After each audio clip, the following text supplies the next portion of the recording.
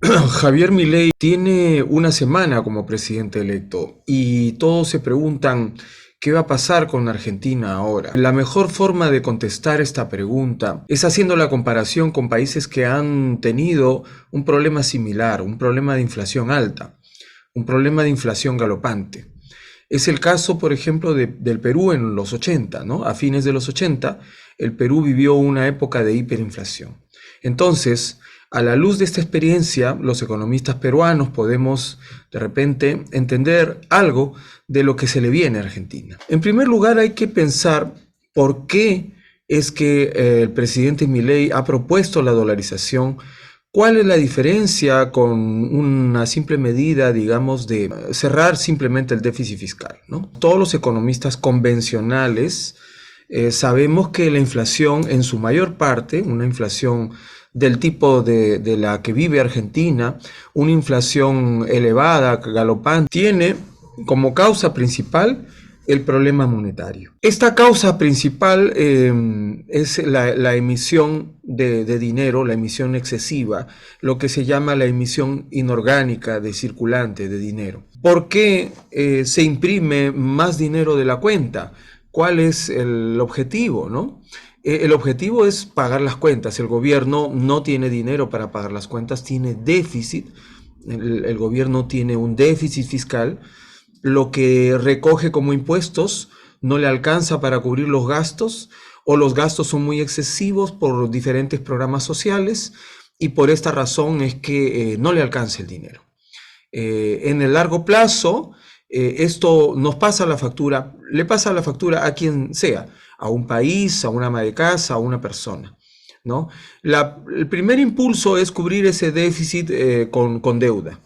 Esto está justificado cuando se trata de una emergencia, en el caso de un hogar, en el caso de una ama de casa, pero en el caso de un país, cubrir este déficit con deuda significa básicamente pasarle la cuenta a la generación que viene, pasarle la cuenta al gobierno que viene, ¿no? De eso se trata, básicamente.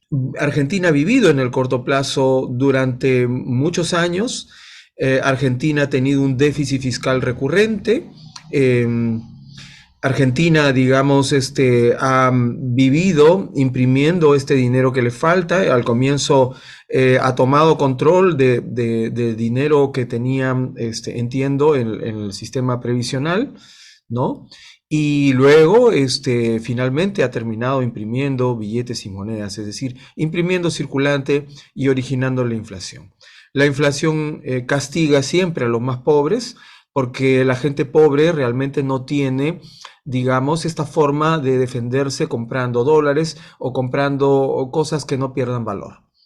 Entonces, ya sabemos que el déficit fiscal es la causa principal y la solución, ¿basta con cerrar el déficit fiscal? No, y ahí viene el segundo problema. El otro problema no es el déficit fiscal, son las expectativas. En economía, lo que la gente cree tiene una influencia directa en los resultados tangibles, en los resultados materiales de la economía. Esto puede resultar contraintuitivo para algunos, pero es así. En los 80, el economista Robert Lucas ganó un premio Nobel precisamente por un artículo al respecto. Este artículo, digamos, tiene que ver con las expectativas racionales.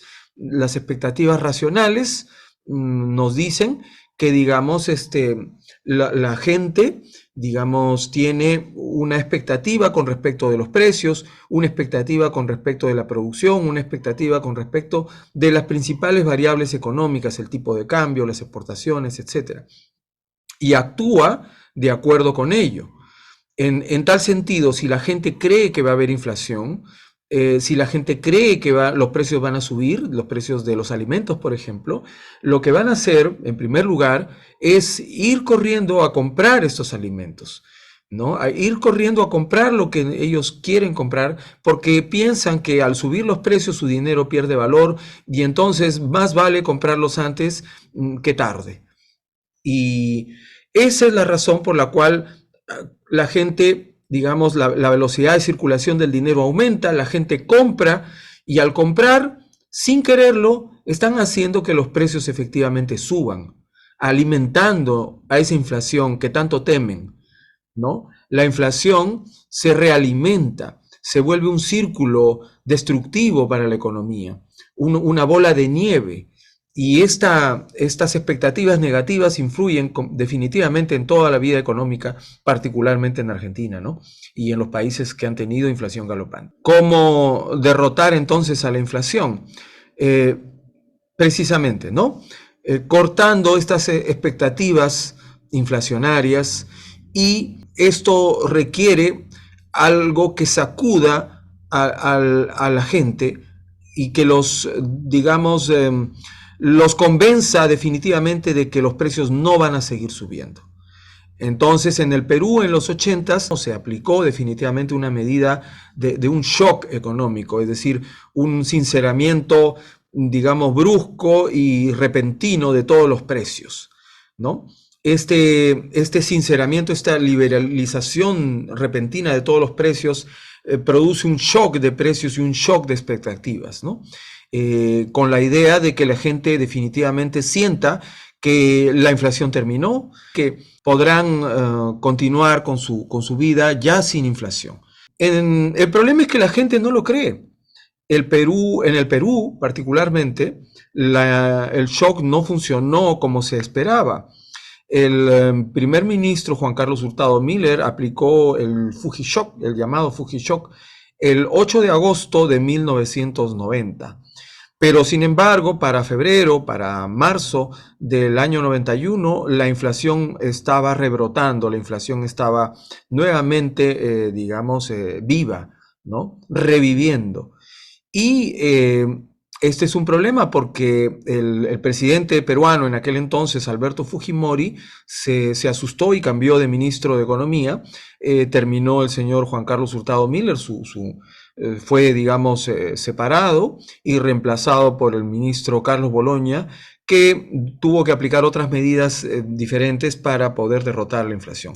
El costo social depende de cuánto la gente confía en la política económica que busca derrotar la inflación. Si la gente cree que la inflación va a continuar, entonces el ajuste será más largo, la inflación tardará más en desaparecer y el costo social será mayor, la recesión durará más tiempo, porque de todas maneras habrá crisis, de todas maneras habrá un problema recesivo, de todas maneras la gente pagará en cierta forma la factura de los malos manejos que ha tenido Argentina a lo largo de tantos años. Eso es inevitable, eso ha ocurrido en todas partes del mundo, y de lo que se trata es de reducir el costo social de esto. Y la forma más importante de reducirlo es con un shock de expectativas positivo. Es por eso que el señor Milei está recurriendo a la dolarización, porque al desaparecer, pasar la moneda argentina a un segundo lugar y las transacciones hacerse en dólares, en ese momento la gente no va digamos, a tener un problema de confianza, porque ya no están haciendo sus transacciones en la moneda anterior, sino que van a estar haciendo sus transacciones en una moneda que se sabe que va a, digamos, conservar su valor. Y en tal sentido, el costo del ajuste posiblemente sea menor en cuanto el ajuste pueda durar menos. Esa es la idea de recurrir a la dolarización. Esa es la idea también de recurrir a un shock económico de precios, de sinceramiento de precios. La idea no es torturar a la población, la idea nunca es, digamos, aumentar los costos sociales, eso de ninguna manera. Nadie en su sano juicio podría pretender aumentar los costos sociales de un ajuste. Esta es la principal razón por la cual el señor Milei recurre a la dolarización. Recordemos que ya antes se había recurrido a una caja de conversión. Antes ya la moneda argentina había estado anclada con un tipo de cambio fijo permanente al dólar, ¿no? Hace muchos años, en la época del señor de la Rúa, en la época del señor Menem, ¿no? Eso lamentablemente terminó mal, y por esa razón el señor Milei quiere recurrir directamente a la dolarización y no tanto a una caja de conversión.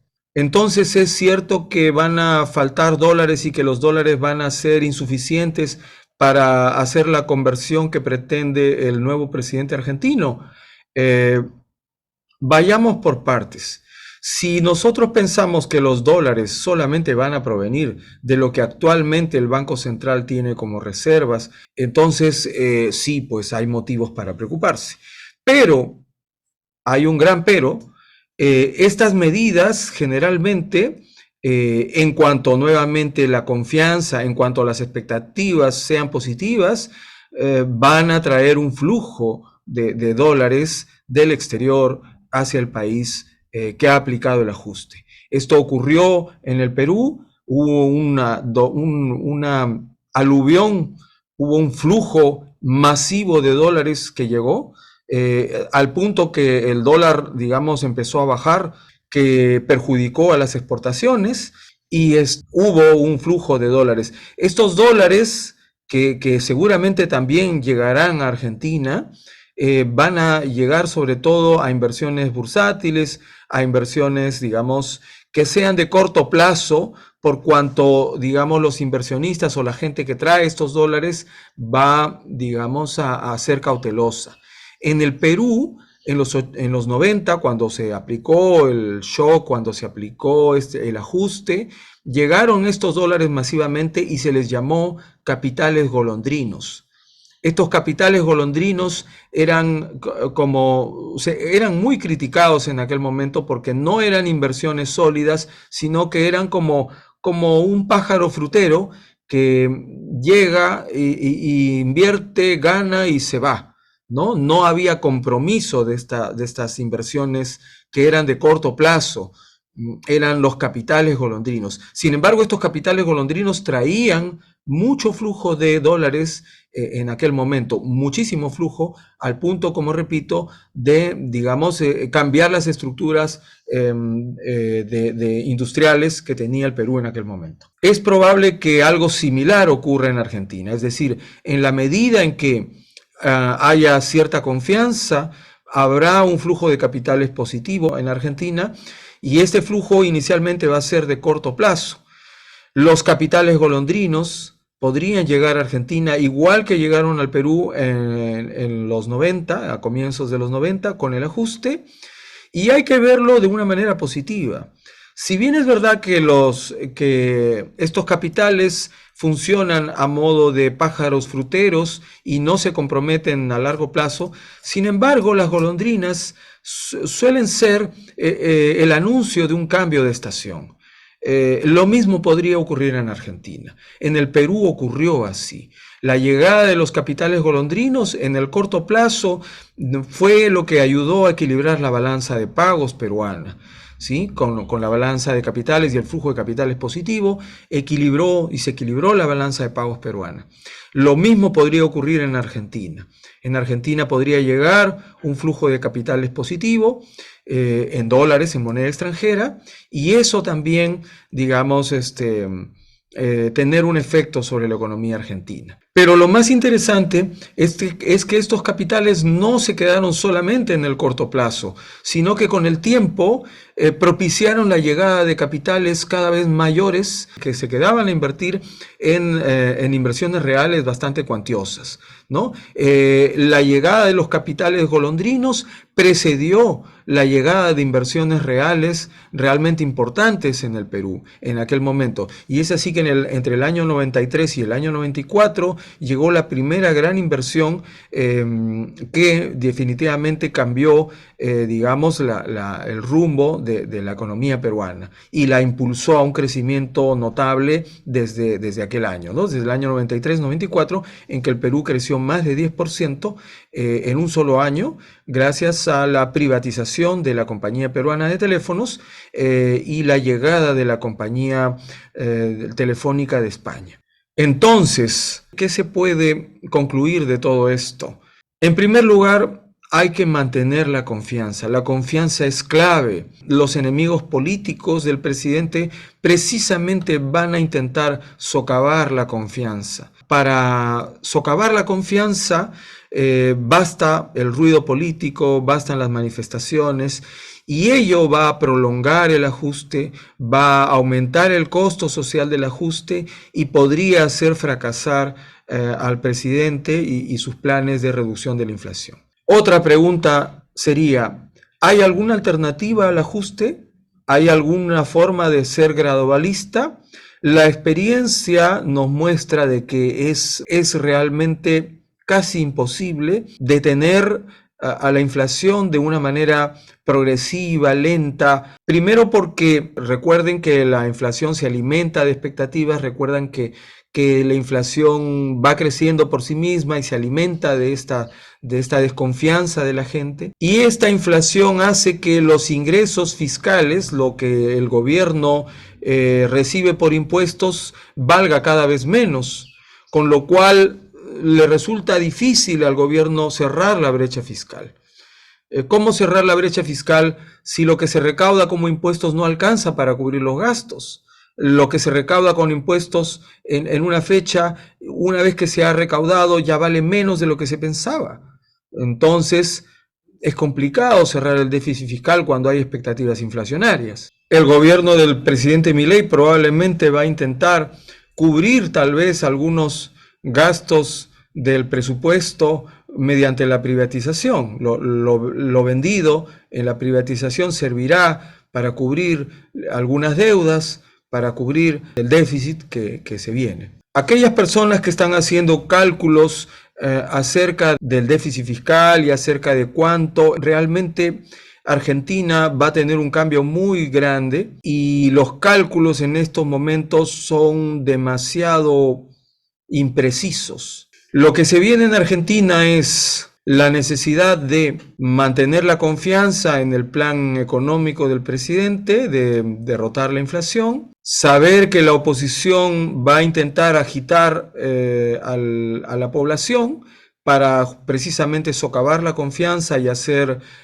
fracasar la política económica, y saber que no existe una alternativa gradualista, porque las políticas gradualistas, por experiencia, por, digamos, la historia que tienen nuestros países latinoamericanos, que han vivido muchas veces la inflación, nos muestra que el gradualismo suele fracasar y suele hacer que este problema se vuelva crónico y progresivo, ¿no?